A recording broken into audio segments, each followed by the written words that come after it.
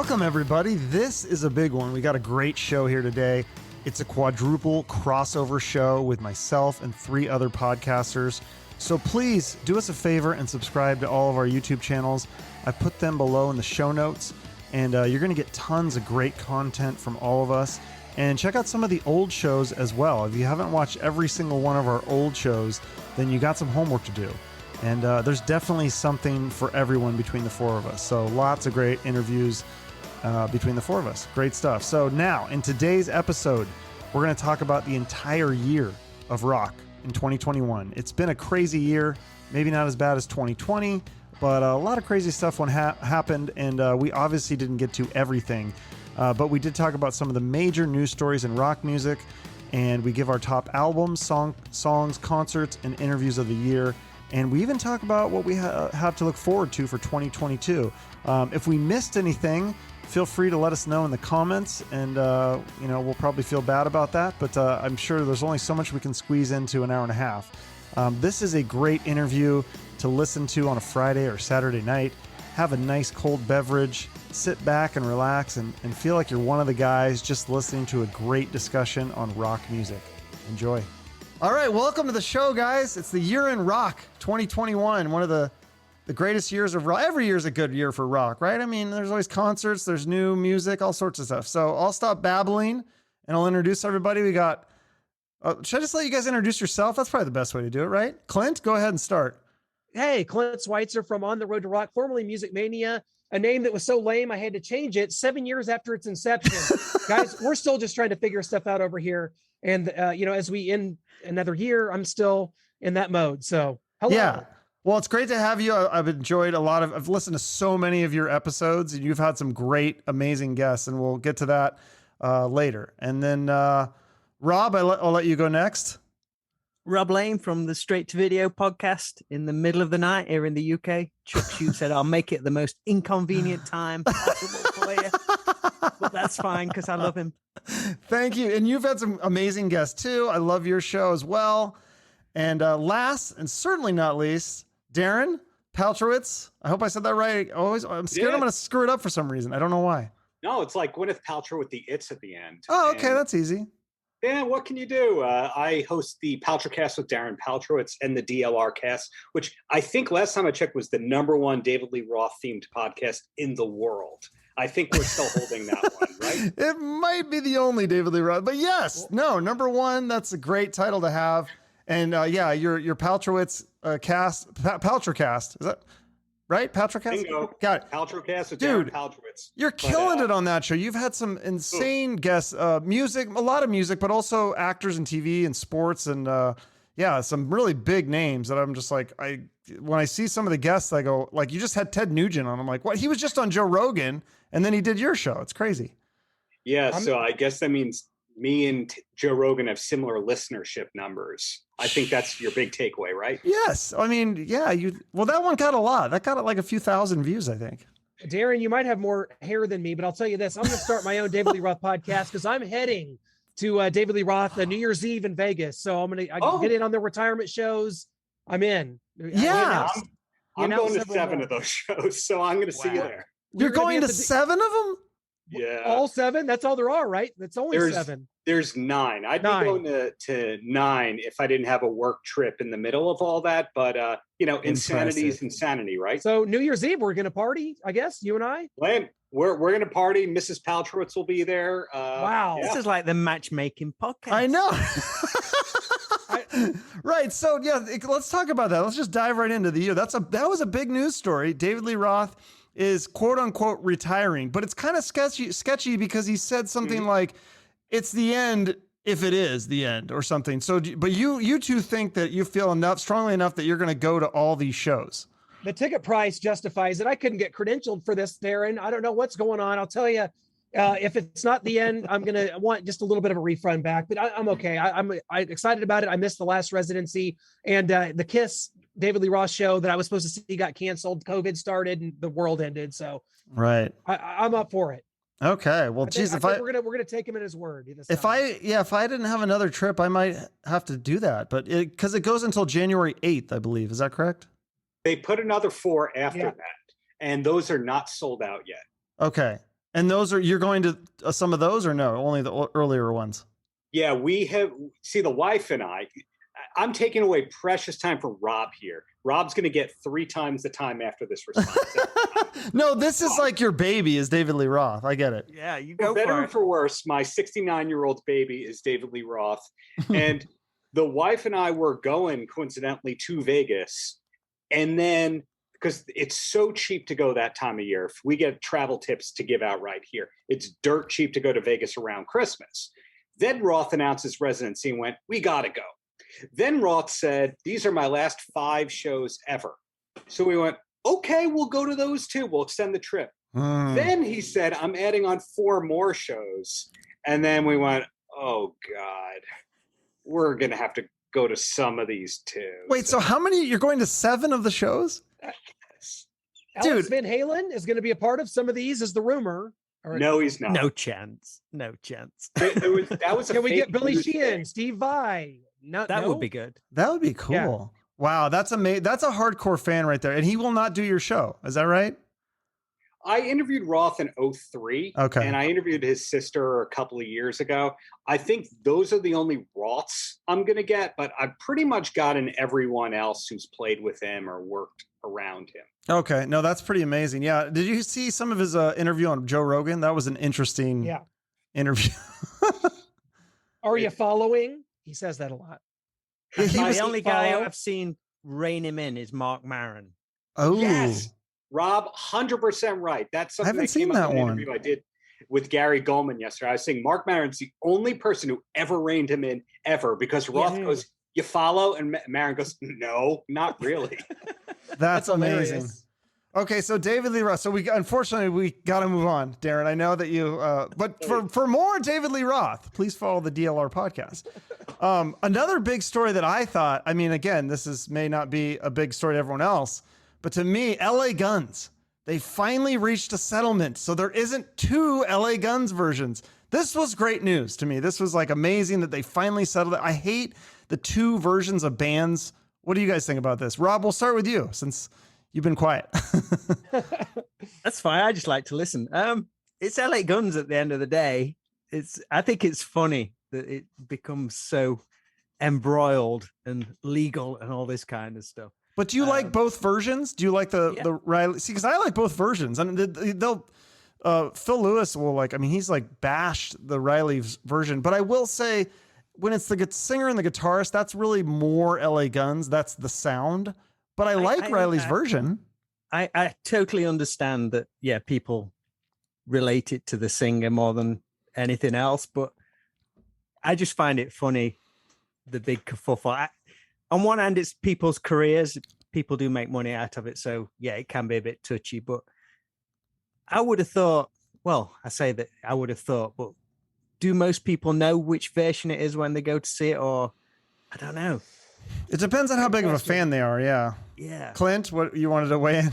Well, no, I think, we've all, I know that Chuck, you had Phil on and I had him on too. And, without even being prompted, he goes into bashing, Steve Riley. And, I think it was New Year's of 2015. I saw, the Steve Riley version with Phil Lewis. And I thought it was tremendous. I think they did a lot of good things during that time and had some really good lineups. And all of a sudden, as things do, it breaks down. And, this Phil and Tracy, they've been so prolific together. 3 studio albums, and I think they're all pretty darn good. And the new Riley albums is pretty good too. So, I think it's a good thing that we're able to move on. At least you're right. 2 versions of bands. We kind of started there with Queensryche at one time. We've been down that road with a few other bands. So for LA Guns, we need just one. The world needs just one. And now we got Riley's LA Guns, and we can. Yeah, at least it's got the name. But I think somebody else made a good point. They're like, he should have called it Riley's Renegades. I was like, oh, that does sound kind of cooler. And then he could have done some of his Wasp stuff or like some of the other bands. And I mean, then it would be like a new band. I mean, I think he'd still be able to get some of these festivals and stuff because you try to cling on to it for the bookings, right? And that's where it. I mean, because he's got Kurt Frolic singing for him. He could do some Faster Pussycat stuff as well. There you go. Darren, do you have an opinion on that? Are you an LA Guns fan? Big fan. I got to interview Tracy like 6 months ago, and he, like, every bit of coolness I thought he had 3 times more than that. I'm a fan for life just based on that experience. And I kind of think that 1 or 2 LA Guns is better than 0 LA Guns. That's kind of my approach of all this. But you're right. Devil's Chuck, advocate. That's good. A lot of these like duplicate fans can be painful. Like for a while, there was the 2 Warrants while Janie Lane was still with us. That was another one. There was 2 Enough's Enoughs. I didn't know there was 2 Warrants. That's news to me. Yeah, there was the Janie Lane of Warrant, and then there was the Warrant with Jamie St. James. And we've seen so many of these. Enough's Enough was the one where you went like, okay, that's really cannibalizing. But if there's enough demand, I mean, there was 3 Rats for a while. Do you remember that one? I do. There are 2 rough cuts currently. Yes. Really? Yeah. Oh, I didn't even know that. That's crazy. Well, I'm glad at least one of them, and this is a big one to me. So I was really happy to see that there's a solution to that one. But moving on, another huge rock story of the year, the abuse allegations for Marilyn Manson. I mean, we've been seeing a lot of this like Me Too stuff. This is more than just like, he grabbed a boob in 1989 or something. I mean, this is like, they're saying like he full on was like abusing them, like raping them, psychological abuse. And this, the girl was Evan Rachel Wood was, I think, one of the first ones. She's like a famous actress. And then and then I think, there's another actress that he dated that she said he wasn't abusive, but I mean, what do you guys think? This is like going to like the criminal route and stuff. Like, do you think is he done forever? Well, we are in an era of cancel culture, right? So the crazy thing about this is Marilyn Manson, didn't he just fire Twiggy Ramirez a few years ago for this exact same accusation that came through? Oh. So it's weird because I kind of get his legalities confused because there were these allegations coupled with, I believe, an incident at a concert with a security guard. Yeah. And I think those charges have currently been dropped. So it's like, well, wait, is he good to go now? Is he not good to go? I don't know, Chuck. Like you said, are we just done? Is it over? You haven't seen any appearances or, obviously no date scheduled. So I guess it's a wait and see right now for Mr. Warner. Well, yeah, because somebody I had on, I won't give him away, but he said that he knows Marilyn Manson. He goes, look, Marilyn Manson's a piece of shit, and he'll tell you he's a piece of shit. And so there has to be some accountability for the women to be with him and to stay with him and, not condoning what he did, but right. I mean, it's like, yeah, he is kind of like he is a weird guy. It's maybe some of this isn't an act. Shows how much everything's changed in the last 20 years. Yeah. Because when he came out in the 90s, people would not expect that, but if that news broke then, people would be like, yeah. But now everything's just totally changed. It's true. That's a good point. Yeah. I think it also speaks for a lot when a band has a revolving door lineup. And you look at all the people that have come in and out of that band, and they're not cheerleaders or champions for Manson the way that other bands, for example, the original David Lee Roth band of I'm not being self-promotional here. Yeah, I just steer it back. If you ever see an interview with Billy Sheehan, he'll be like, oh yeah, Dave, yeah, my time with Dave was great. And same thing with Vi and all that. And if you ever talk to Wes Borland or John Five about Marilyn Manson, you do not get the nicest. They go like, okay, next topic, please. Yes. Interesting. Yeah. So it'll be interesting to follow that. But yeah, I mean, because the Me Too thing is like, I mean, I feel like there's different degrees. I mean, you see these people that are full, like, I mean, his is going criminal. So I think it's pretty serious. Whereas other people, it's like they did something inappropriate. And then I feel like maybe you can bounce back from that. But here, this is a good segue here actually is speaking of inappropriate, Dave Ellefson from Megadeth. That was a big one. I had him on the show. Nicest guy. It was surreal having him on the show. He was one of my biggest, like, first really big guests where it was like surreal seeing him on my Zoom call. I'm like, oh, that's the guy. That's a Megadeth. What? This is so weird. So he jerked off on a Zoom call with a Dutch teenager. And I think people say like, oh, well, so what? He jerked off with a girl that she was over 18 or whatever. But the thing is, he's married and he's actually a pastor and he lives here in Arizona. And I guess the thing for me is like, it's just so weird. And I thought he was the nicest guy. I'm trying not to hold anything against him, but every time I see a news article with his name, this is all I think about is this like, and everybody in the comments on Facebook will make that joke guaranteed. Okay, did you watch the video, Chuck? Did you watch it? No, I couldn't. I didn't see it. They must have taken it off. Good. Did you see it? I guess let's just get this out in the open. I did see it.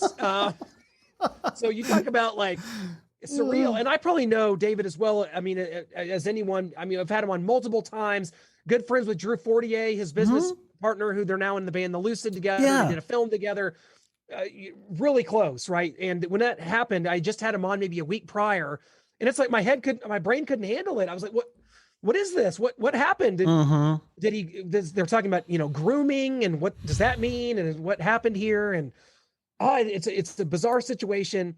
I'd say it could happen to any of us, but guys, it really couldn't. I don't think. No 19-year-old girls are seeking me out. I don't think. Dude, I'm at least turning my camera off if it's a Zoom call. I don't know. Come on. And you're right. No 19-year-old girls have sought me out for many years, guys. So I guess I'm in the clear on this. Right. No, I this think is another total sign of the times thing again. Reverting back, the stuff which went down in the 80s makes this thing look so small, but so true. True. No, that's a good point. If you read the dirt, I mean, the stuff Motley Crue did was like dwarfs this, but I think because of the fact that there's video, and also it's just kind of weird because it's not like he had sex with her, he was like jerking off.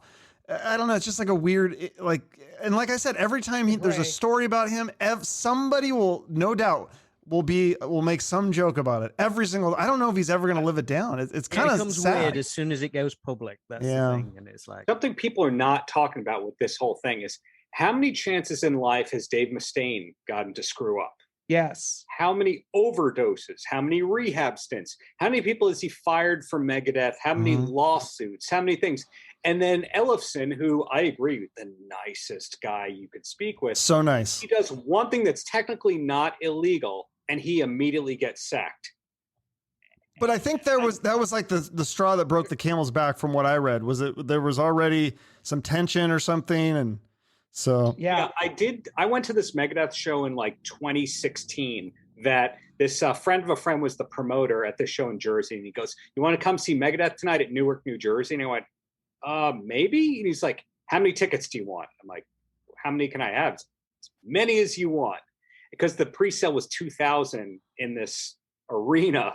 And so where I was sitting, I got to see the back of the stage, and Ellefson and Mustaine were dressing and preparing in different parts of the stage in the arena.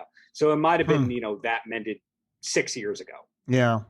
Or that broken, rather. That's the idea I get about it as well, that it was definitely, and I think this side project, The Lucid, was sort of bubbling under the surface as well. And so he's kind of able to save face, and that it's like, hey, this is what I really wanted to be doing, even though you don't want to get fired from your day job as the basis of Megadeth, making a good salary. He was not a partner any longer in the Megadeth Corporation, if I understand that right. Oh, okay. Yeah. Well, I mean, again, nicest guy. So, I mean, I guess I'm kind of rooting for him in a way, because I like his music. He's a nice guy. I think he made a mistake, but again, it is hard to try to not like associate. I think it's just going to take time for people to, maybe he does some other bands and people kind of forget it eventually over time. But if he turns it on his head and like laughs about it, I think people will soon, whatever. Yeah.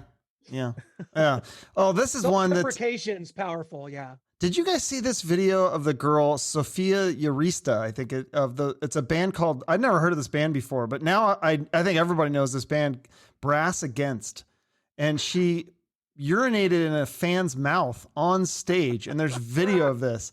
One of the most bizarre things I've probably ever seen, but definitely like of 2021 and rock music. Did you guys all see this? I saw that, yeah. And like, I'm a stay-at-home guy. I don't have a proper job anymore. So my wife comes home from work. I'm like, you got to see this. So that's what you've been doing all day. Right.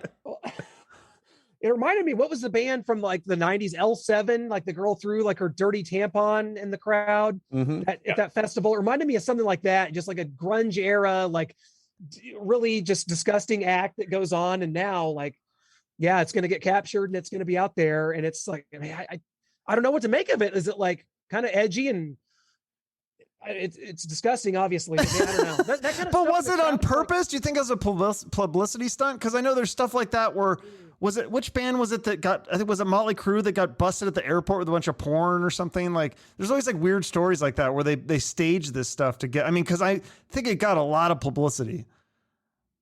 Yeah. It's weird though, because they're technically like a cover band, right? Really? Oh, okay. I don't even know anything about them. Yeah, I just know that one moment, and I was like, wow. If it was a publicity stunt, I think it's smart. History. What's that, Darren? Truck doesn't clear his browser history. That's what You got to have that like auto stuff or whatever, right? Other drama. I don't know if any of you guys follow the band Bad Wolves, but I had Doc Coyle on. Oh my gosh, such a great guy, so smart, and just seems like he's got his head on real straight. But they had a split with their singer Tommy Vext, and that was kind of a big story, and it kind of continued throughout the year as a story. It just seemed like every week there was some sort of post from one of them going back and forth. And I mean, I don't know if did any of you follow this? I have opinion on it. I looked into it after your interview and I saw the singer's like statement. Yeah. Did things kind of escalate after that? Because he kind of made it seem that, yeah, it was a difference of opinion. He was moving on, wished everybody the best. Did it the shit at the fan afterwards? It seems like they just keep going back and forth. I don't know that maybe it's died out. I haven't been following it too much, but it was just for a while there, just kept going. It's weird to see grown men do that kind of stuff on social media. Like, it's just, I don't know, but it's so common. Yeah. Their management company, most of those bands on that roster have that kind of a split and problem. I'm super generalizing, but here are other bands their company has worked with: Motley Crue, Buck Cherry, Papa Roach, Everclear, or I think that's a former one, Blondie. All these bands on that roster have that. Yeah. Wow. Okay. Are you familiar with them, Clint? Yeah, definitely. And it just kind of, I kind of got it confused because I was thinking about, was it the Offspring that fired a member for not being vaccinated? Yes. And so that's what I was kind of confusing this story with, because I'd remembered some of the backs and forth, but I couldn't remember the specifics. This was not over a vaccination, right? That was the Offspring. No, I don't think so. But yeah, I don't know if it seemed like there was maybe some political leanings, Yeah, like one's political thing. Yeah, one's Okay. the singer leans, I think, more right, and the band members lean a little bit more left. But I don't know. It's You just could like make it political. I'm going to say it was a publishing thing. That's what it really, really sounded like, song splits, because not every band splits the money across the board. Sometimes you have one guy who, or gal, or a they. I don't want to get canceled over that. Wow. Somebody who makes 70 to 80. oh, we already moved way past that. We talked about women peeing in people's mouths, and yeah. So no, but sometimes cases like Weezer and Nirvana, you have one guy who's making so much more money than the other members, and other people go, well, 10% of a watermelon is better than 90% of a grape. So yeah, no, that's a good point, because I thought it was interesting with Warrant that Janie Lane, he literally wrote 100% of those songs, right? But he gave publishing to his bandmates. Like, that's pretty generous. Mm-hmm. Poison did that, Lit did that. It's surprised to see which bands had some kind of a split or an alternate formula to songwriting royalties. Mm-hmm, definitely. Well, another feud I wanted to bring up. I don't know if you guys followed this one. And Darren, I know you did because you're a wrestling fan, but Chris Jericho and Sebastian Bach. So Bach accused Jericho of using lip syncing tapes. And then I was thinking about this and I was like, is this feud staged? Because they're friends. Like, do you think that they staged this feud? Because I think it got them a lot of press and blabbermouth articles or whatever. Like, I mean, I think it'd be funny if it was all just a big act between the two of them. I don't think it was. I'll tell you, I know this for a fact. We know how irrational Sebastian Bach can be online. And I'll tell you this, Chris Jericho donated to the Trump campaign, and you know how Sebastian Bach feels about that.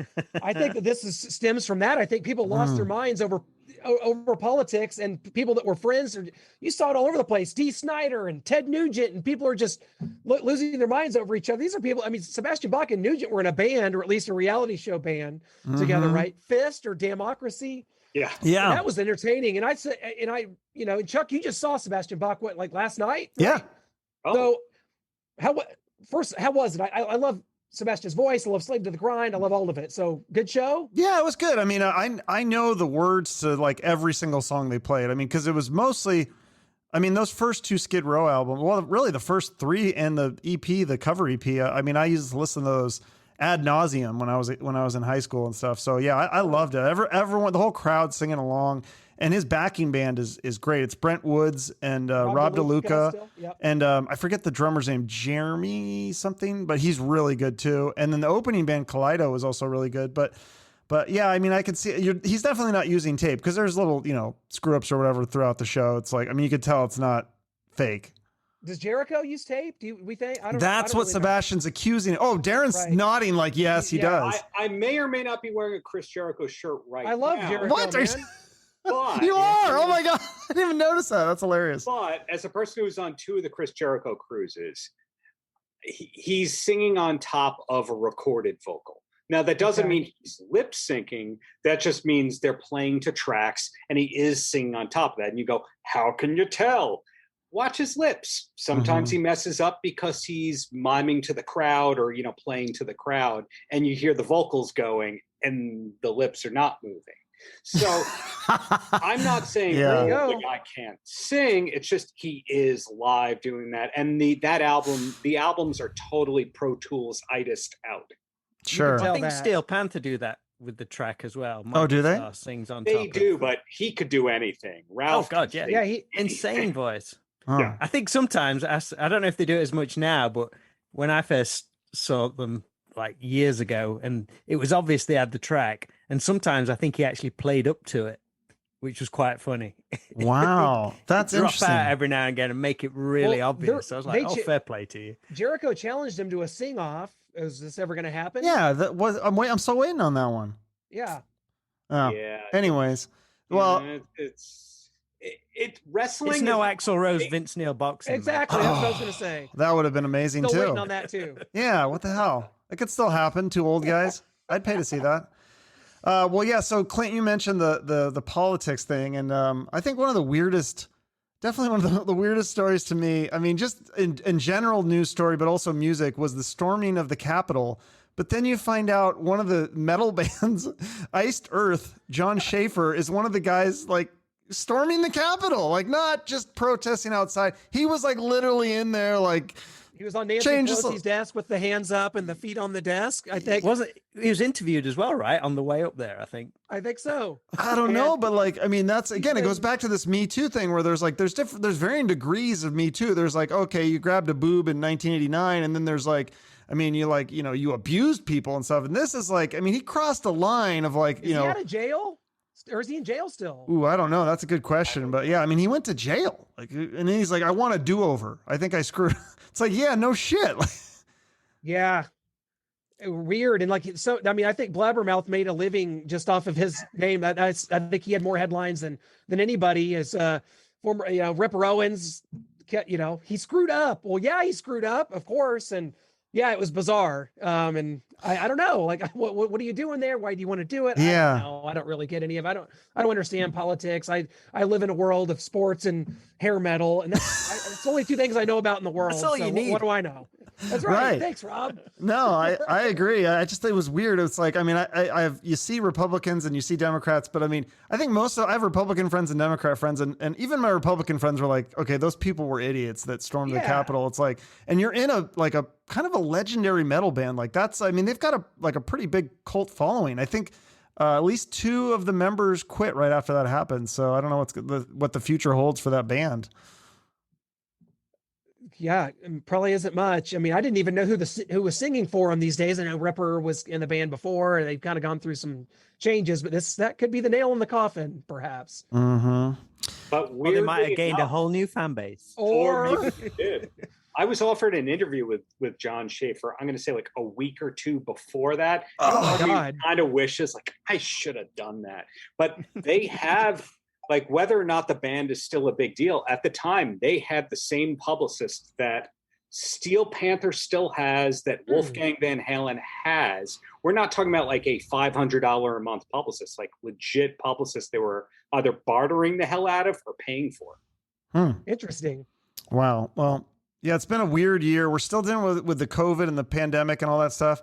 So the Motley Crue, Def Leppard, Poison. I still have tickets for this. I think I bought them in, I guess, was it 2019? I think it was before the year turned, and they canceled it 2020. Okay, obvious, sure. And then 2021, they said, we're canceling it again. Is this show ever going to happen?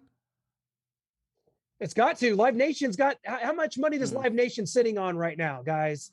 That's my dollars gaining interest. That's what I was going to say. They must be making money off this interest. It's almost in their best interest to just not have this concert and just live off the money forever. I think it's got to happen this year. I mean, you saw Guns N' Roses do a stadium tour last year. It's going to happen. Or, I mean, it's none of I don't think any of the bands will be viable again. And that's unfortunate for a band like Def Leppard that clearly has plans of touring on into their 60s, and they're still a very viable live act. For Motley Crue, this was probably going to be it. And I think it's got to happen. I don't know. I mean, maybe it's just wishful thinking. I'm going to be in LA. I got tickets for LA and I've had them for 2.5 years. Maybe I'll be there, I guess. I can't believe it's that long. Checked on Mick recently. Oh, I don't know, but for that solo album, Vince Neil slimmed down. He's looking good. I mean, I think he sounded pretty good. No, he's not. No, he is not. That was one post on Instagram. That was an integrated sponsored post. And then a couple of weeks later, he was in Vegas for the Thanksgiving, I think the Drinksgiving gig on Fremont Street. Oh, shit. Oh, yeah, that's right. I saw him. Was this when he fell off the stage and got hurt? A month or two. No. I saw him right before that. I saw him in August and definitely didn't look great at that point. But that's been 5-6 months. So yeah, we'll see what happens with I'm rooting for. I mean, it's just like all these guys. I want to root for him. I want him. I mean, you want to see a redemption story. I'd love to see Vince Neil go out there and slim down and sound great and kick ass and prove everybody wrong. That'd be amazing to see. I think when the tour was originally announced, I don't know if you heard the podcast that Ricky Reichman did. Like really getting behind him, saying how great would it be if they came out like at the top of the game. And yeah. Are they coming to the UK? Is it a European tour too yet? Or Poison will never come back to the UK. Why? Because promoters won't pay enough money. Really? Yeah. Are they just not very big over there? Not enough to justify how much money they want. Okay, well, I mean, so they're third on the bill here. I mean, yeah, that's true. Def Leppard, they're British. They don't want to. They could bring in a lot of fans. Def Leppard is biggest in the States. Same with Poison. Now, Def Leppard has rewritten history to make itself look like it's this international band. But if you look at some of the tours that they did, it's much smaller venues overseas. Poison did a live DVD or a live video from the UK in 93 or 94 with Kotzen, which got trivia. Kind of later on. Some trivia. I'm in that.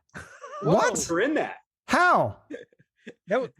During Stand, there's loads of like backstage footage and crowd shots. And if you pause it at the right moment, I'm in the queue for Rock City.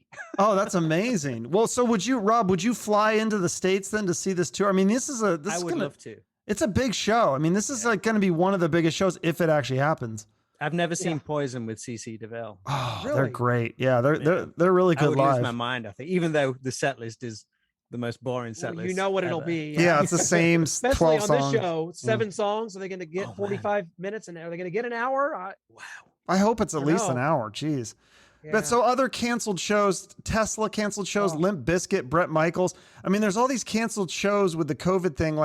And last night I had to show my Vax card to get into a Vax card or a negative COVID test. So, I mean, this just seems odd. Like I'm in the concert and it's like, I mean, it was probably, I would say half or maybe a quarter full. And there's people wearing masks in the corner. And I'm like, but we had to show the vaccine or the negative. And they're still wearing masks and they're like, not like 6 feet away. I mean, they're like 40 feet away from people. Are things ever going to go back to normal? Or do you have a solution? Because here was my idea. Like, what if we had 2 sections of the show? Like there was a Vax card mask, like everybody is in this section. And this section is like, this is a free for all. Like you, who knows what you're going to get? I mean, is that a crazy idea? I don't know. I don't know what the solution is. Rock and roll. I like that, and it drives me nuts, man. And I know I haven't seen something like that where it's like kind of a segregated like that, where you see that. But I haven't been to a lot of really big indoor shows. A lot of the shows I've been to were this summer and kind of outside, and people kind of, okay, guys, I live in Missouri. There's not a mask to be found here. I'm sorry. They're just not. We just don't know what those are. They're not for sale at Walmart and we don't know. So I don't know. Yeah.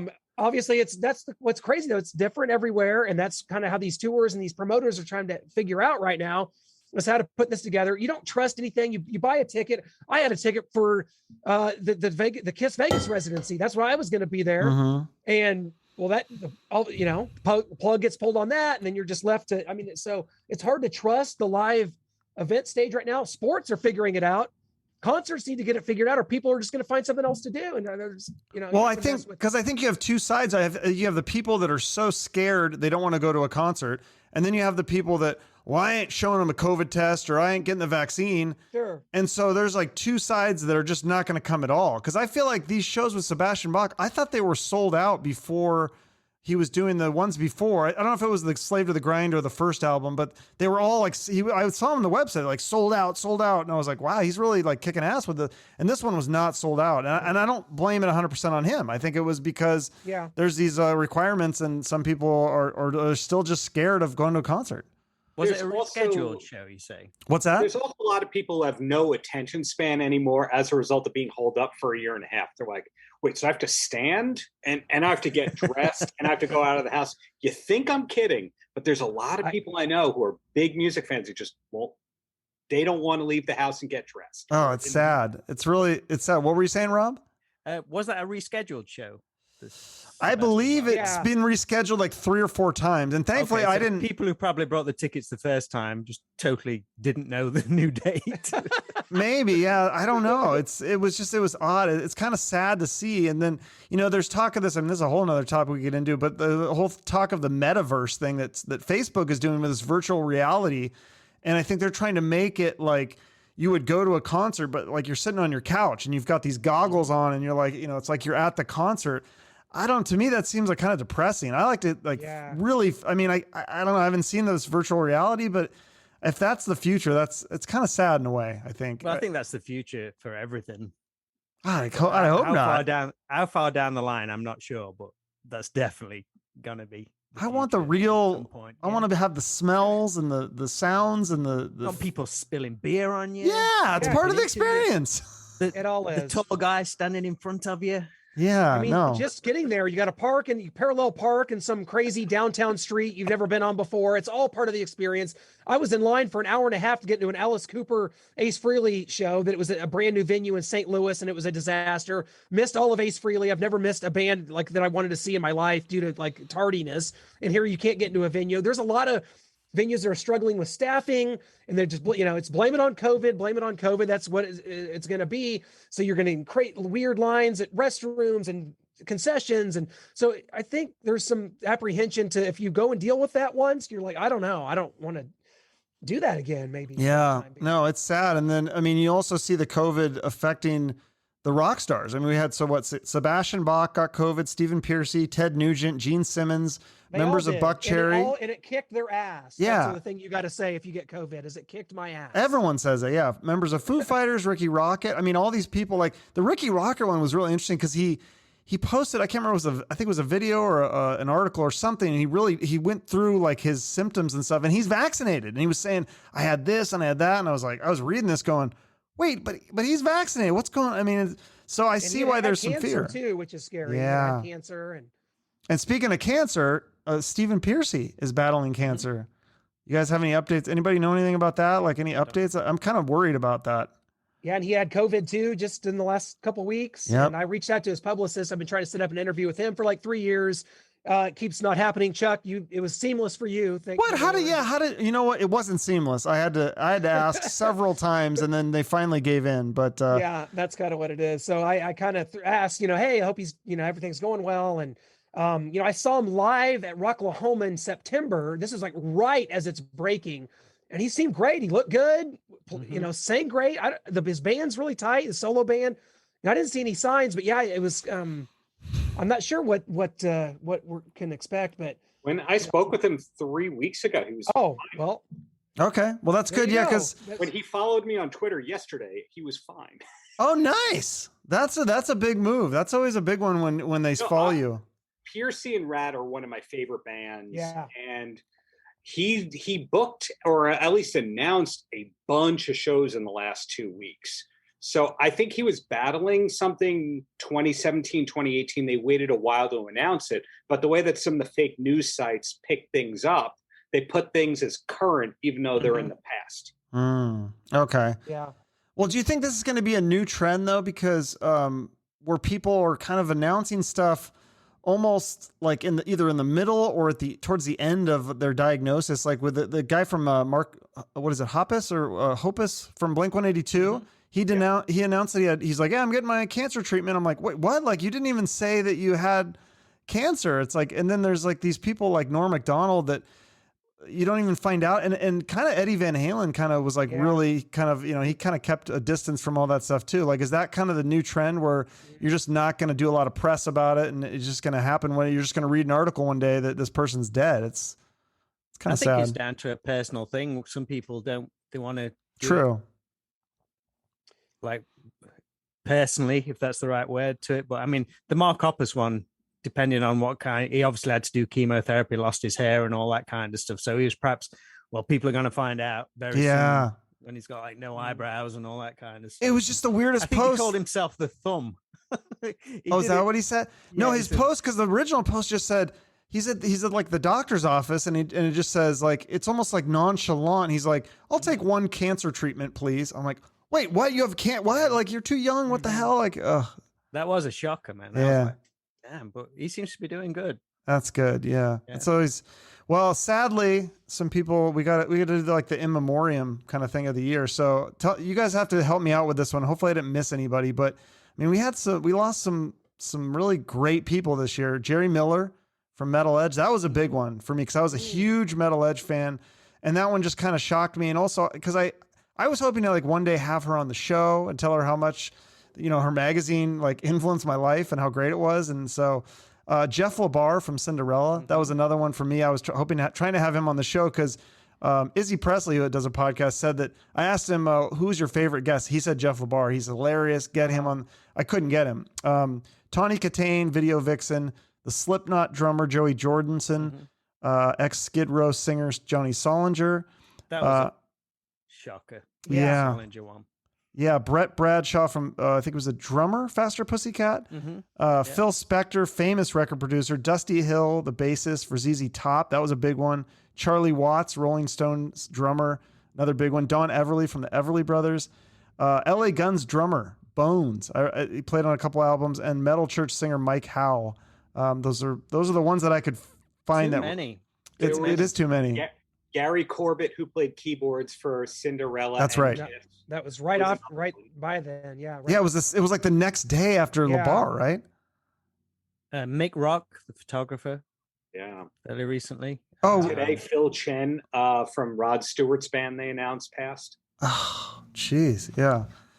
2020 was also really bad for this, but it seems like that's just like, unfortunately, because I think as time goes on, there's so many to an age now, mate. Yeah, it's just like that's what my grandpa used to say. He's like, the worst part of getting old is like everybody dies because you're just getting older, and it's like so eventually like you're one of the only ones left. That crazy thing with Norm Macdonald when you found out on your show, right? Yeah, that was so crazy. We're sitting there, and the comedian's like, he was trying to figure out this lift for his girlfriend or something, and he's like, oh shit, Norm Macdonald died. I was like, what? Like, and I'm trying to do an interview with that, like find out that news. I'm like, he's literally one of my most favorite comedians and one of the people that I was like aspired to have on my show. So that was rough.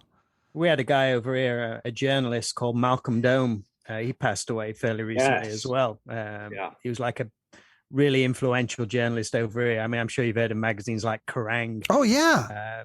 Metal Hammer and all that kind of thing. Yeah, he was one of the main guys. I think he was in Metal A Headbanger's Journey as well. Probably, more than likely. It was a really good documentary, and he was in that. I remember him in that too. Yes, it is. It's a sobering thought, and I've thought about this all the way dating back to around 2014, 15. It really started. I remember I was at the Rainbow in Hollywood, like right after Lemmy died, and then it just kind of was an onslaught, and the Tom Pettys, and it just from there, David Bowie, all that.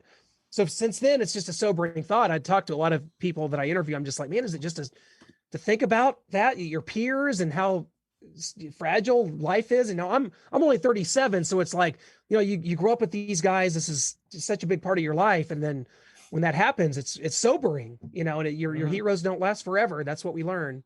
It's weird to me though, because I feel like sometimes it doesn't make sense. Like you think, oh, these guys all lived hard lives because they were in rock bands, but then there's other people like how is Tommy Lee and Nikki Sixx? How are they still alive? I mean, those guys. Yeah, it's crazy. So I guess sometimes it just doesn't make sense. Is there any other news stories Well, to add one name to that, there was a comedian who passed a week and a half after I interviewed him, Trevor Hall from The Whitest Kids You Know. That's right. I saw that. And he was one of the best interview experiences I ever had. And afterwards, he wrote me an email thanking him. And I'm sorry, he wrote me an email thanking me, Right. Yeah. rather. And I'm like, oh, that guy's the greatest. I'm going to keep in touch with that guy. And I don't know, did he kill himself? I think that was the. Wow. Yeah, it was suspicious.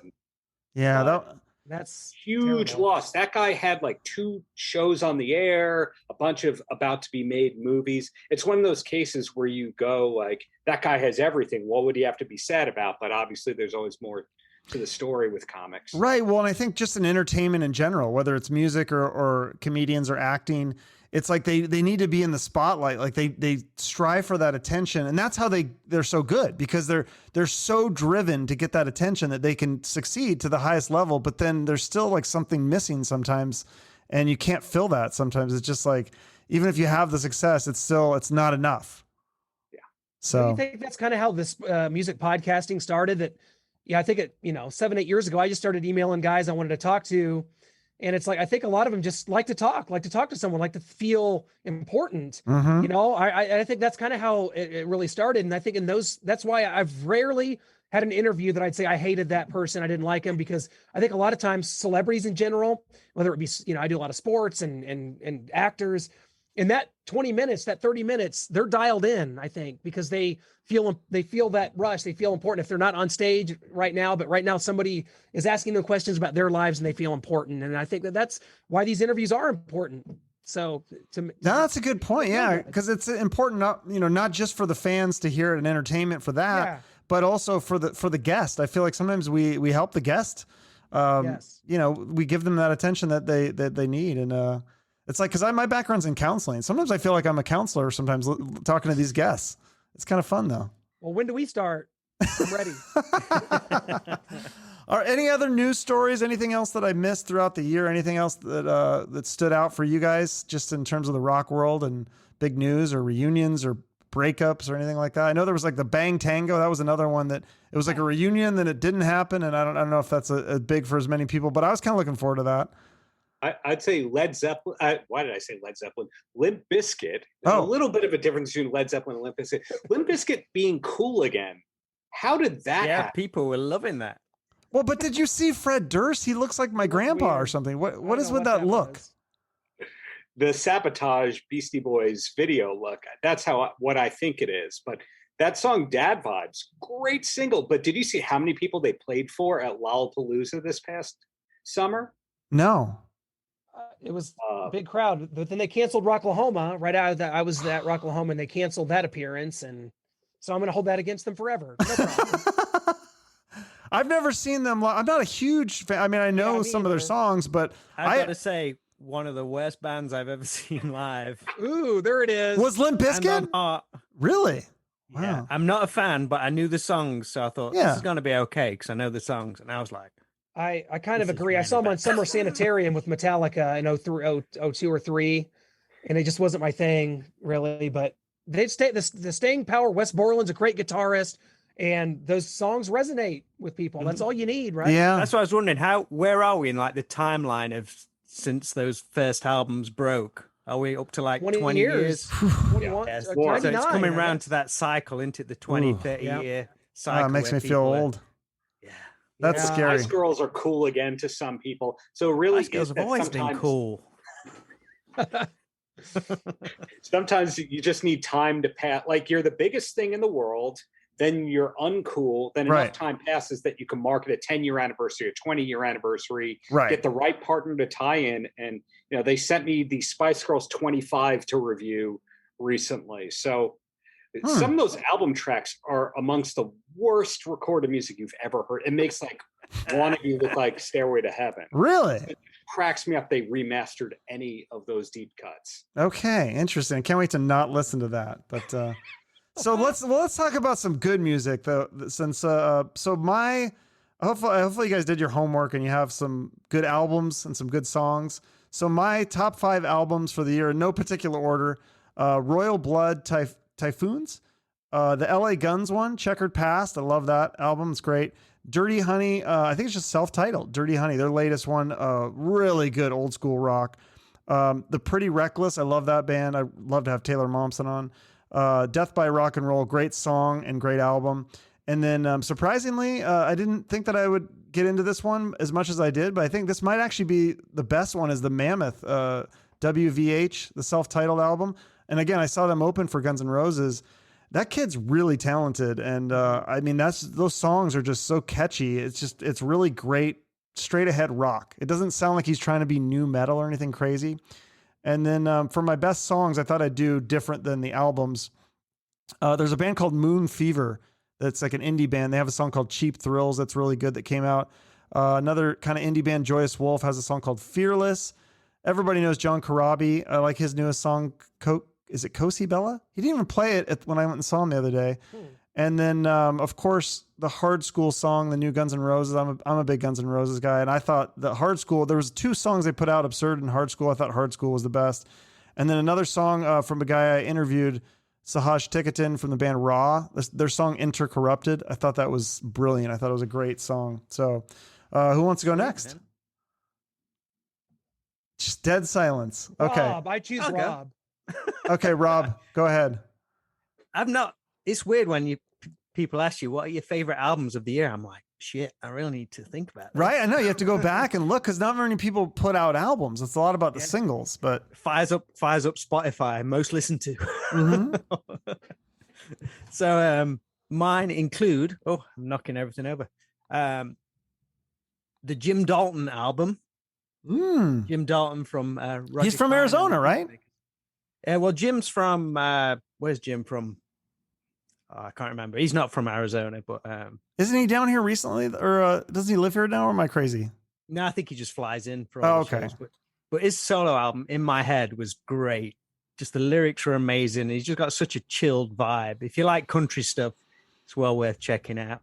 My friend Rob's band. This is not a plug just because it's my friend, but it's a great album. If you like melodic hard rock in the mold of Danger Danger, check out Midnight City and their latest album, Itch You Can't Scratch, because Rob is, hand on heart, one of the finest songwriters in that genre of music. So if you like hooky AOR stuff, that's the band I do indeed, sir. That sounds amazing. There you go. Add it to the list. Mammoth WVH, great album, loved it. And the last 2 is a band called Le Broc and their album Fuse, which they're one of my favorite bands of the last 5 years. It's in the synthwave mold, so it's proper 80s sounding stuff, but with some great rock vocals. They had an album called Fuse out, which was amazing. And probably my favorite album of the year by a band called Pale Waves, called Who Am I? A UK band signed to the same label as, you guys know, the 1975? Yeah, it's signed to the huge, a band that actually broke the US from the UK, which doesn't happen that often. But Pale Waves are on that label, and that's a great one as well. So female singer, but super catchy songs. Okay, and then top 5 songs? Top 5 songs. I've got 2 songs from the same band, a band called Dead Sarah. They had an album out this year. I've still got to dive into the album, so that's why it's not in my list. But okay. The songs Hands Up and Eros are amazing singles. A song called Don't Stop Dreaming by another synthwave band called New Arcades. Think It Over from the Mammoth album. I thought that was the best song on there. That's a great tune. And favorite song of the year, again by Le Broc. Just pull up Heartstrings on YouTube, and I guarantee all 3 of you will love it. Okay, I got some homework to do. All that stuff sounds amazing. So hopefully our listeners will check it out too. Darren, you were nodding a lot during Rob's. You have some of the same? Oh no, I got none of them. I'm going to fight the power on this one and say that some of my favorite bands ever and artists ever did put out new albums in 2021, but most of them didn't grab me. Like, for example, love The Descendants. The new album, it's good. It's not a classic. Same thing with The Darkness, Teenage Fan Club, Jason Faulkner. Not a lot grabbed me for repetitive listening. 2021 was my year to just listen nonstop to Van Halen and Rad and Roth solo and Def Leppard. That was my rebuilding kind of year for that. You know, there were some songs that really grabbed me. That UK band Wet Leg. Any of you like Wet Leg? Never heard of them. I've not heard of them. I think they only have 4 songs out, but the Okay. strength of the 2 songs got them on the Tonight Show with Jimmy Fallon. Wow. Big TV stuff, NPR stuff on 2 songs. And I think they're from Wales. Wow. I think they're Northerners. They must have some like American label or agency, just like we're going to get them to break the US first, some Bush kind of thing. Yeah. Because I've never heard of them. Huh. Great band. Today I got to interview Joss Stone, and so I was listening to her new album, and Oh, nice. it's great. Like Dave Stewart from the Eurythmics produced and co-wrote it, and it's got strings, not keyboard strings. That's great. David Lee Roth put out a couple of singles this year from that long rumored John 5 album that's done, but we don't think will ever come out. And that song Somewhere Above the Rainbow Bar and Grill is great. Have you ever heard that, Chuck? I'm not getting a proper nod. No, yeah, I got a lot of homework to do from you guys. This is why I wanted wish to do Dave this would show. like the smoky. I like acoustic stuff discovering all the new time. music. I love listening to new stuff. Like, and a lot of this new stuff I find is it's just hard to find because there's so much stuff out there. Yeah. And then another song I'll throw at you is Love the Darkness. The new album's not the best thing that they've done, but I really dug in because I got to interview Frankie. And there's a song on there called Speed of the Nighttime that you would never think is a Darkness song, but it's because the bassist Frankie co-wrote it with Diane Birch. Great singer-songwriter who used to be on the major label scene, and now, more of a niche kind of thing. But this song is more in the Cure, that dark, moody, new wave direction than it is glam or hair metal. So I'm gonna throw this over to Clint now because he's been nice and patient. No, I tell you what, you guys are all so introspective, and I think that whenever I think about a top 5 albums list, it makes me wonder, like, do I even take enough time throughout the year to sit down and listen to enough albums? And I don't think I did. And I maybe go back and think about some of the ones, we get sent over a lot of stuff, as guys that do as podcasters. But, when I went back and did mine, you might as well just go ahead and add me as a character on the Decline of Western Civilization Part 2, the metal years. I'm not going to throw anything at you that's going to any way introspective. It's not going to make you think about anything. You're not going to go, oh, hey, I better go check that out. You're going to be like, oh yeah, that's something a guy on the Metal Sludge gossip board would say. Is the top 5 albums. But here we go. Hey, I love it. I can't wait. I'm a nostalgic person. Are you on the Metal Sludge gossip board? See, you know what, brothers? Are you on there? Because I need to look you out on the for whole you. Yeah, band board Iceman, too? absolutely. Yeah, yes, indeed. Okay, so my number 1, you guys. So for me, the last 10 years or so, when it comes to melodic hard rock, there's nothing that really compares to the rock that's coming out of Sweden. And the number 1 album for me this year was Crazy Lick's Street Lethal. It is absolutely awesome. It could be the soundtrack to a Van Damme, movie from the 80s, a martial arts movie like Bloodsport. It's great stuff if you love just over the top, danger type 80s metal hooks.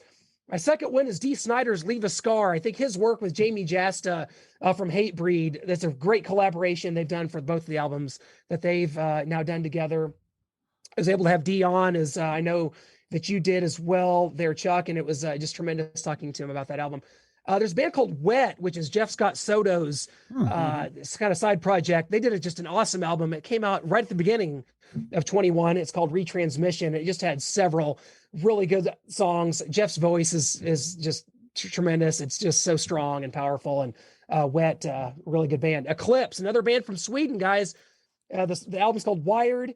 It came out around the same time as Crazy Lick's Street Lethal, really kind of similar, but Eclipse, again, you want those big hooks and big guitars. I guess that's what I like. But number 5 is a tough one because, and first off, I'm going to say some honorable mentions. Like LA Guns Checkered Past was a fan. Night Ranger, ATBPO, definitely the Mammoth. I'm on board with that as well. I had to put Iron Maiden Senjutsu in there. I'm the biggest Iron Maiden, what do you want to call it? A nut swinger that you'll ever see. They had some slow, prodding, boring songs on this album. I'll grant you. But there were some good songs. Strategio, however you want to say it. Days of the Future's Past, Darkest Hour. And I even thought Writing on the Wall was a good song. That was kind of the first single they did for that. So those are my top 5. I'm sticking to it.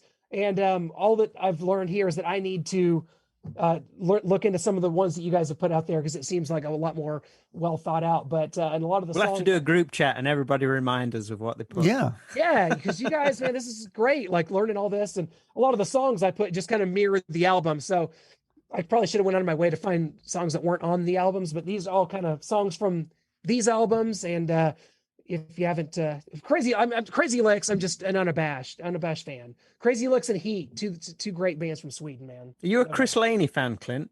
I am not. I have not. I've heard the name. I haven't delved in. So He's probably responsible for a lot of those bands from the production side of things. Guy's a interesting. genius. So what was that? So like kind of early, because a lot of this Swedish sleaze kind of hair metal stuff started like in the early 2000s, and so is that kind of where that he was? Chris Laney is just a producer over there, Yeah. songwriter, singer, guitarist, multi-instrumentalist, and yeah, he produces all those things. I think he's done a lot with Crazy Licks actually. So check the credits and the liner notes. That's Those probably- a lot of those albums were on my honorable mentions. Yeah, Crazy. I haven't listened to the whole thing. I also liked Crash Diet. I don't know if they've put out anything new, but that's like similar They like, did. Swedish. Yeah. I think they just put out a new album. I have Okay. not had a chance to. You check it guys out. like Reckless Love? Yeah. Yeah. Yeah. Yeah. Another great one. Reckless. Was that Oliver Twist? Was that the singer back in the day? Reckless Love. Yeah, it is Ollie. I can't remember. his- Oh yeah. Yeah. And then he went to Crash Diet. I think. Okay. At one point. Is that the guy with the mohawk? I met that guy. That was Simon Cruz. Okay, that was the next one. Okay, yeah. But that's a good one. And wait, so your songs are the same from the albums? Well, just yeah. I mean, I could name them. There's Okay. songs from the album, like "Anthem for America" by Crazy Licks. It was my song of the year because it kind of is a bit of a satire of American rock. You know, the lyrics. Somebody pulled the plug around 1993 was one of the lyrics, basically saying like, "Come on, America, like get it together here when it comes to melodic hard rock." So right now we depend on people from Scandinavia to provide our over the top 80s metal sound. So I love it.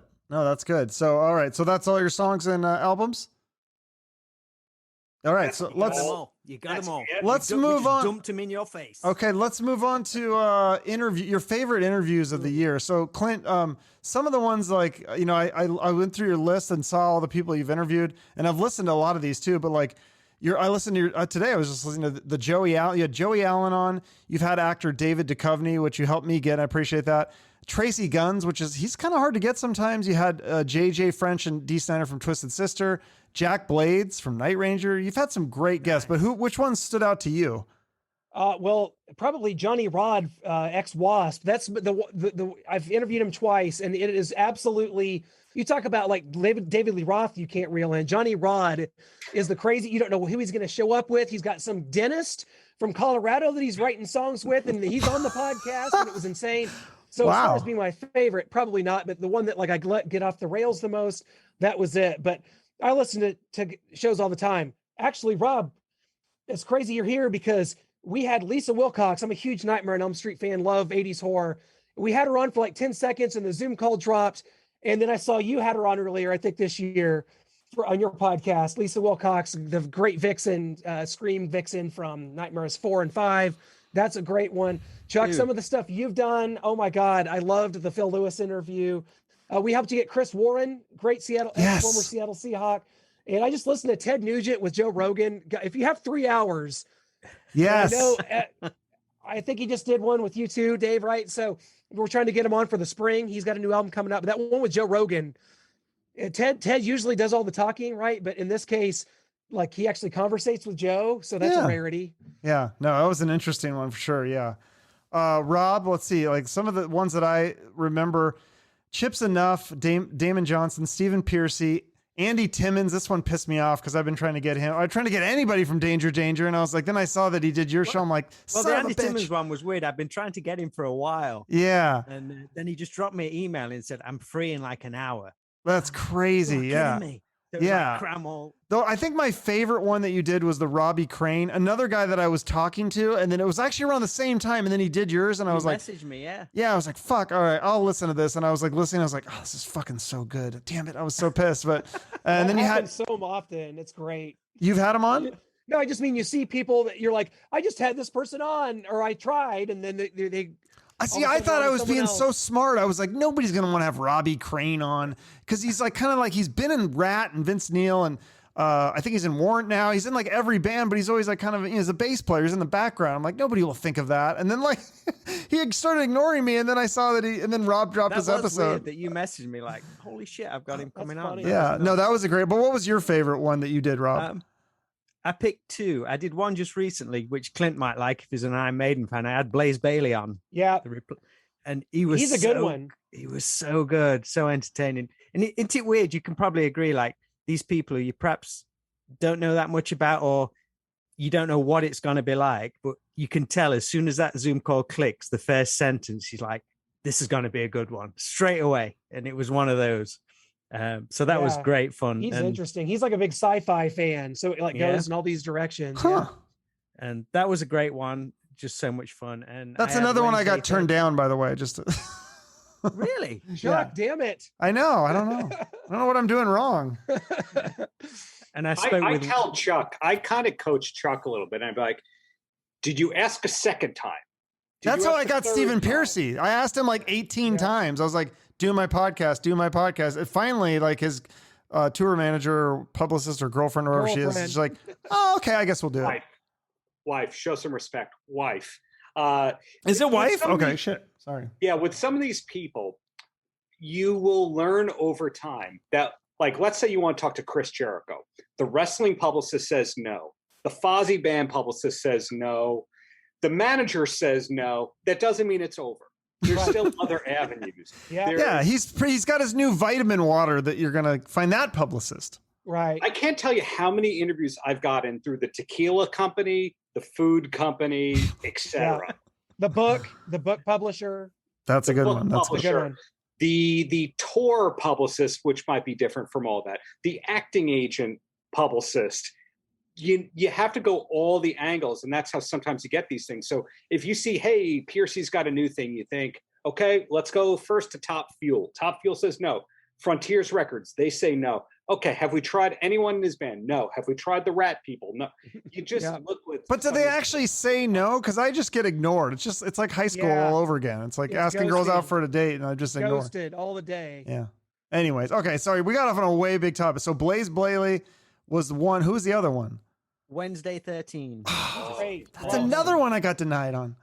Yeah. Yeah. No, because he's friends with Napalm Records. Okay. Camillo. I should try that. Yeah, because I know he's friends with Rayan Belcher, Early Ray, and I had Early Ray on, and he was in that band, and so yeah.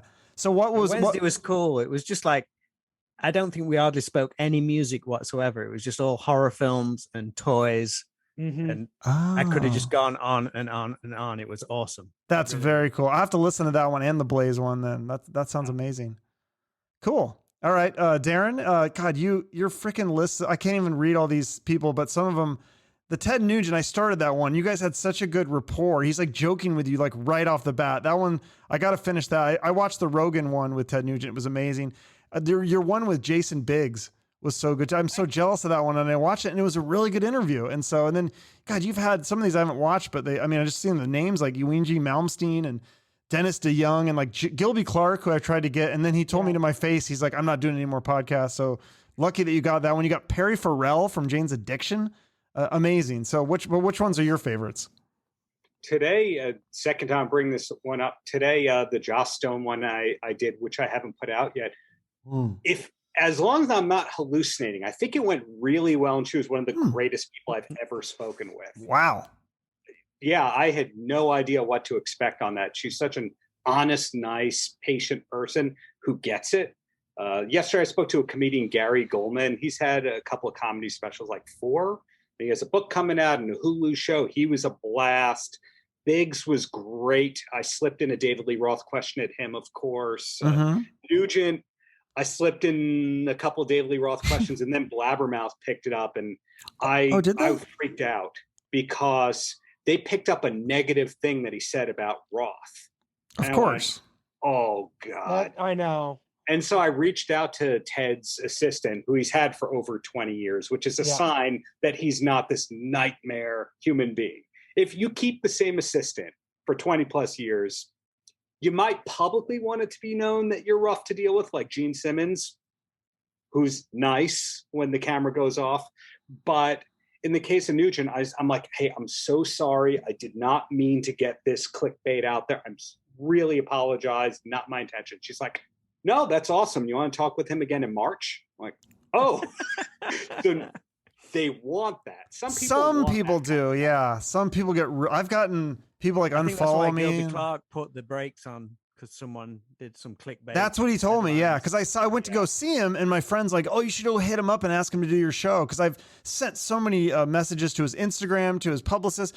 And yeah, he just told me flat out, he goes, I'm done with podcasts. He's like, I'm sick of the clickbait thing. And I was like, well, I guess if you got one while you got it, then good for you. But if you missed it, he's never doing them again, supposedly. So he was a pleasure to speak with, but you really have to come at him with questions that he has not been asked 1,000 times. If you ask him about production techniques and guitar tone, he actually opens up and cares. But the second that you say the words Guns N' Roses, kind of like Tracy Guns, good luck. Oh, shit. Okay. Good to know. Huh. I definitely would have asked him about that for sure. But I actually really like his solo stuff too. So that's what I wanted to interview him, but that's okay. Gilby? Yeah, that Swag album is awesome. The first one, Pawn Shop Guitars, is like, I mean, that's in my top albums of all time. I think it's just, I put that like ad nauseum again. It's like one of those ones I just kept listening to over and over again. And everyone I played that, when I'd be playing that song in the car or something, people would be like, what is it? Who is this? What is it? Like, I think it was really underrated. For sure. Yeah. For me, were you done, Darren, or was there more? There's always more, but Chuck, you do okay. it. All right. I was just going to say, for me, God, I had so many. I mean, I feel like it's just like, I think we can all agree, like most of these people are just so cool. It's hard to like, it's like picking your children, because just like every interview is really fun. But if I went like chronologically almost, I think like Devin Bronson, that was a fun one because he's a guitarist for Sebastian Bach, and I'm a big Sebastian Bach fan, obviously. And also, like, I don't think he's done a lot of interviews, so there's a lot of like cool stories I'd never heard before. And he was a guitarist for Avril Lavigne too, so there was stuff about that. Adam Hamilton, that was another one that was kind of under the radar, but he was LA Guns. And I still, it's funny, like every few months I'll get some comment on YouTube. I love Adam. Like people just love him. He's like just so nice and beloved. And same with Ace Von Johnson, another LA Guns guy that was just, people love him. And I got to meet him in person. Super cool guy. Sam Bam Colton from Faster Pussycat, also just super nice guy, super talented young guy. John Corabi though, that was surreal because I was a huge Crue fan. Even that I could feel the excitement in your Facebook posts. Yeah, it was that one was surreal, and Wow. He was so nice.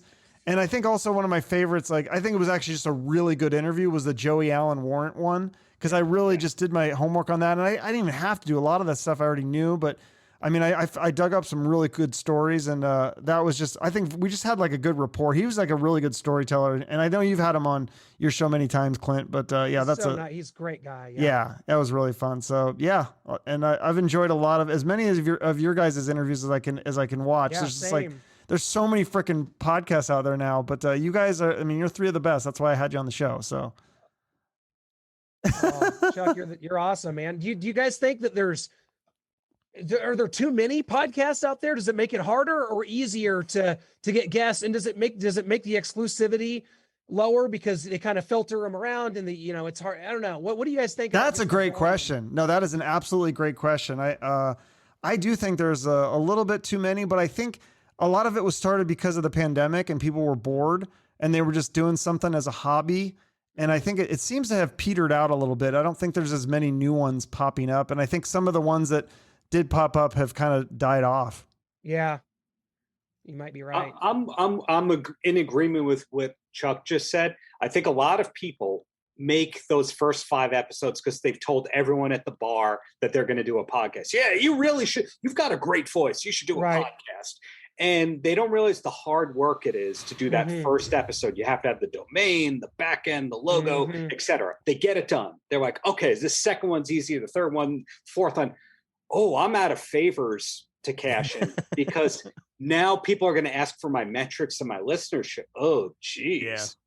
Yeah. Or like, wait, so I don't have ads? I'm not making money at this? And they kind of quit. So it's one of those things, if you keep hanging on and you keep having great relationships and you have the drive and you want to do it, you keep doing it. But I don't think that most people have that drive that I get from you three, who I respect highly and greatly. I'm just Hey, hoping Darren. that people who ask for my stats don't divide them by how many episodes I've done, because it doesn't look as impressive. Well, yeah, that's Oh it. yeah, I've got like 30,000 streams and downloads. Right. Just don't divide it by how many episodes. Yeah. That's the thing. I mean, do you guys? I mean, this may be. I don't know. This might have to be an off the record. Do you ever fudge the numbers up a little bit if you try to get a big interview and just throw out a number and see what happens? Have you ever done it? Not yet, but I might do. I did in the early days when it was like nobody, there wasn't a lot of interview Right. stuff out there. It was just like, I don't know, 30,000 people. I don't know, whatever.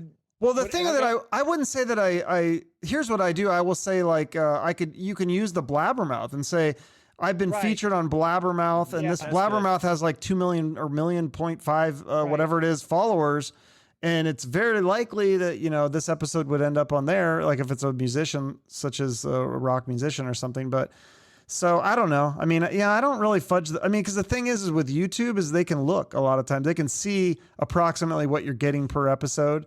And then you can, you kind of do the math with the audio, and it's probably close. Although some of my audio ones are in the thousands, Right. and they'll be like nowhere near that on the YouTube. But then sometimes the YouTube's in the thousands and the audio isn't. So you just never know. Zoom makes it kind of ambiguous. Before 2020 or so, I didn't do any videos really. So this has kind of made it ambiguous. I always kind of say, I just kind of throw that up there. And, most, the podcast has been around for 8 years. So people listen before they go find it to watch. I don't know. It's kind of muddied the waters a little bit with the video stuff. Mm-hmm. For me, it's a different kind of scenario because my stuff goes in multiple places. So it goes on my podcast feed and my YouTube, but I also have a show that airs on 30 plus channels a week.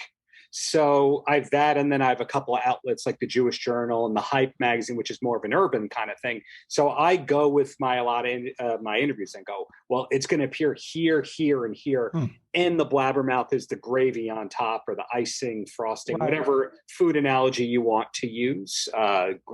Gravy, frosting, ketchup, whatever it Yeah. is. Sauce. The special The sauce. special sauce. Yeah. All right. No, that's So I don't fudge the numbers. I just more go like, hey, it's too much work to add up all that stuff. Oh, that's a good line. I might have to steal that line. Yeah, I got it's in so many places. There's so many numbers. I couldn't even. It'd be too much math.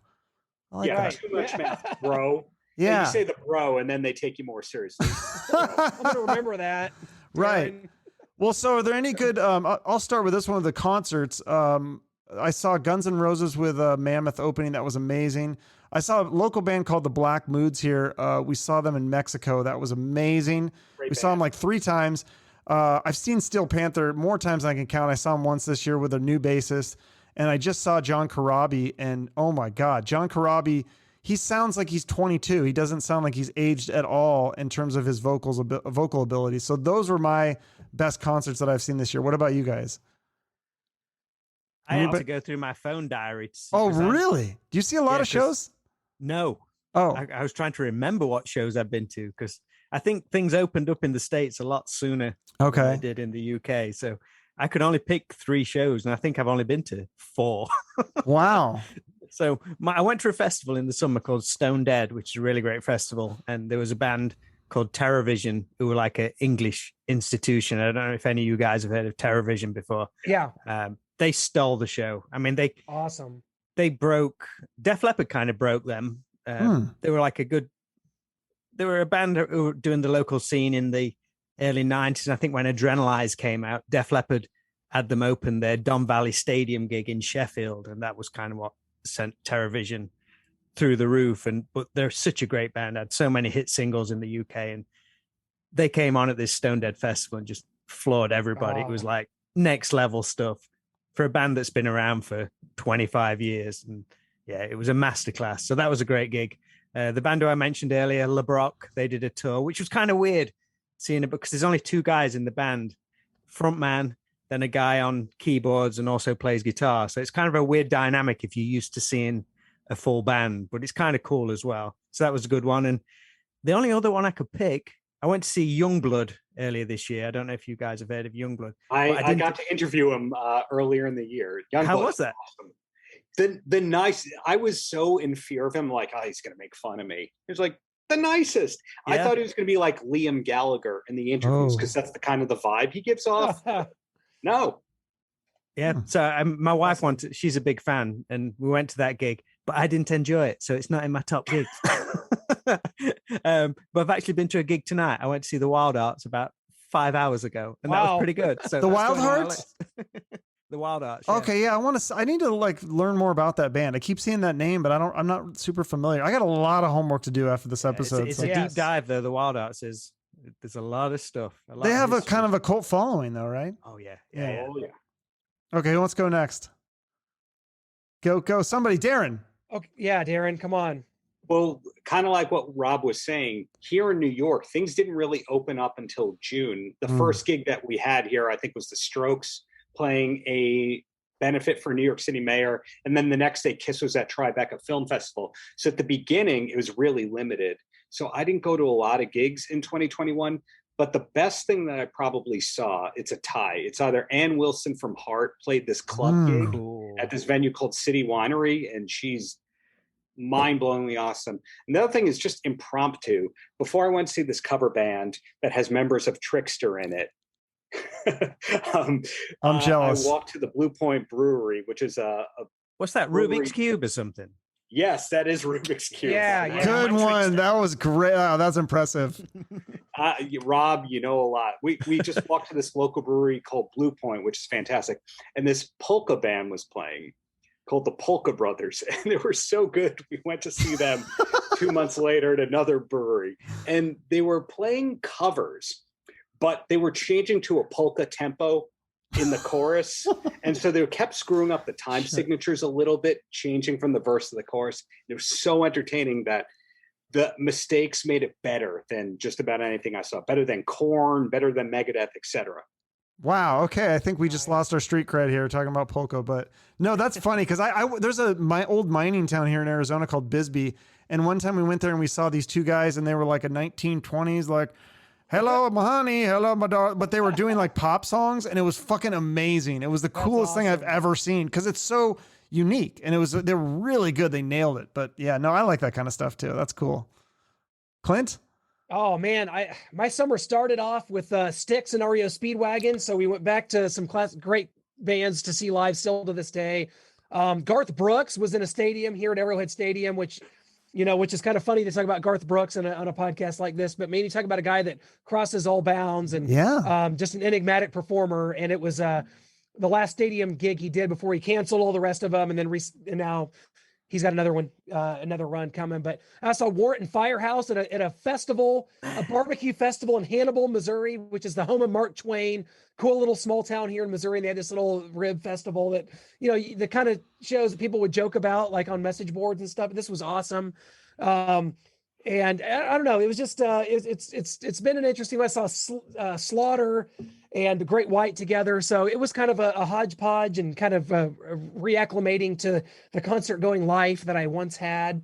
And hopefully that 2022 sees that grow exponentially. We got an Iron Maiden tour coming into the US up here. We might have the stadium tour. 2022 is going to be fun. And we'll start it off with Darren and I with David Lee Roth on New Year's Eve, I guess. Yeah. So we got David Lee Roth. Like you said, you guys are invited, by the way. Oh yeah, that'd be amazing. I think also the Whitesnake is doing a farewell tour, and Tom Kiefer. I just saw this today. I think LA Guns. Yeah, Tom Kiefer, LA Guns, and Faster Pussycat. Yep. And then what about albums? Is there anything that you guys are looking forward to? New music coming? I know Guns N' Roses has an EP, although I think they've already released the songs. But I think also supposedly Ugly Kid Joe might have a new album. Ooh, Dangerous Toys, nice. Skid Row, Faster Pussycat, Sebastian Bach, maybe Metallica, maybe Winger, maybe Jane's Addiction has something coming out too. Or is there anything else that you guys are looking forward to?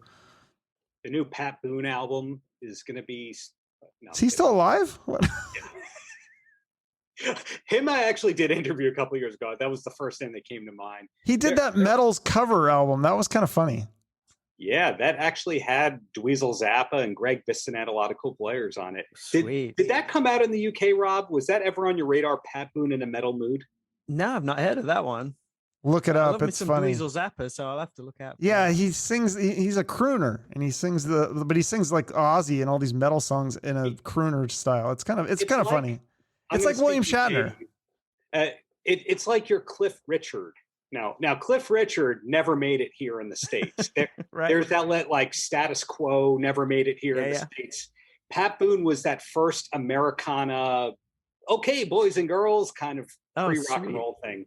And he did a metal album in 97, 98 that's like Alice Cooper, Deep Purple, Judas Priest. Oh, I'll have to check that out. You don't know if it's the best or worst thing you've ever heard.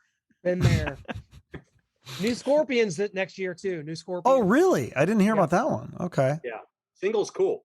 Yeah, Oh. it was decent, pretty good. That's right, because I think I did see something because I was thinking maybe trying to get one of them on here on Yep. my show. Ted Nugent, Detroit Muscle. Yeah, no, that's right, because that's why he's doing all the shows for the album. That makes sense. So there'll be some good ones. Excited to see what we don't even know about yet. There'll be something pop up that you're just like, what? Yeah. Well, this has been a lot of fun, guys. Yeah. Is there anything else I missed? Any other concerts or anything else you want to mention or give anyone a shout out? Or, of course, everyone check out all these respectable podcasts that I listen to. No, it's just been very cool to hang out for 90 minutes. It's been great. Yeah, it's been fun. And I always end with a charity, and I thought I'd just pick it. I just thought, let's just do Save Our Stages. So if people have some extra money they want to throw, they can throw a few bucks that way. I think that makes sense for this episode. So Very Certainly. cool, man. Love yeah. that. All right. Well, this has been fun, guys. Keep in touch, and maybe we'll do it again next year. Love Thanks, it. Chuck. Cheers, Chuck. All right. Thank you. See you guys later. Okay. Bye-bye. Bye-bye.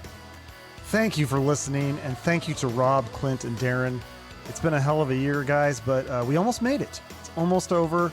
Or if you're listening to this after the initial release, it is over. And I hope you enjoyed this episode. If you did, please make sure to subscribe to all of our YouTube channels.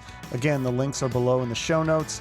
And if you've already subscribed to all the YouTube channels, then the next step would be to share this episode on social media. And I'm sure Rob, Clint, and Darren are going to share it. And I'll share it. That's 4 shares. Let's see how many shares we can get for this thing. That's a fun game to play, right? Let's go for 100. Let's try to get 100 shares on this episode. Let's see how many people we can get to watch it. I think that'd be fun. Enjoy the rest of your day. And remember, shoot for the moon.